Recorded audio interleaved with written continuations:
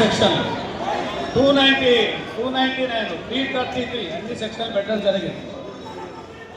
శిక్ష ఉంటుంది మెయిన్ లేదు. వినండి చెప్తా, వినండి బాబు, ప్లీజ్ వినండి. సో సెక్షన్లు పెట్టి వాళ్ళని ఇప్పుడు అతను ఎవరైతే ఆ ముద్ద అల్తాఫ్ అని ఉన్నాడు అతన్ని మనము ఆల్రెడీ కోర్టులో ప్రొడ్యూస్ చేసాం. న్యాయస్థానం ఆ వ్యక్తికి ఆల్రెడీ రిమాండ్ విధించడం జరిగింది. రిమాండ్ విధిస్తే ఇప్పుడు దాన్ని రిమాండ్ తీసుకుపోయి ఆ వ్యక్తిని కూడా మేము కోర్టులో ప్రొడ్యూస్ చేసినాం, జైల్లో ప్రొడ్యూస్ చేసినాం. ఇప్పుడు ఆ ముద్దాయి కూడా ఇప్పుడు జైల్లో ఉన్నాడు. ఇది నిజం. ముద్దాయి జైల్లో ఉన్నాడు. ఒకటి. రెండోది చట్టం తన పట్ల చేస్తుంది.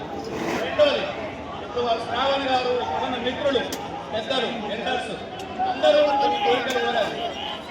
అవి న్యాయపరమైన కోరికలు. దాంట్లో న్యాయపరంగా ఏం లేవు. న్యాయపరమైన కోరికలు, న్యాయం లేకుండా లేవు, న్యాయపరమైన కోరికలు. ఇలాంటి దానిపైన మేము కూడా మా పై అధికారులని మాట్లాడడం జరిగింది. మా కమిషనర్ ఆఫ్ పోలీస్ తరఫున కూడా మాట్లాడడం జరిగింది. వారు కూడా స్పందించారు. వారి తరఫుననే మేము ఇప్పుడు ఒక స్టేట్మెంట్ ఇస్తున్నాం మీరు అడిగినప్పుడు. దీనిపైన తక్షణం ఎస్ఐటీని, దీనిపైన తక్షణం కూడా స్పెషల్ ఇన్వెస్టిగేషన్ టీమ్ని ఏర్పాటు చేయడం జరుగుతుంది.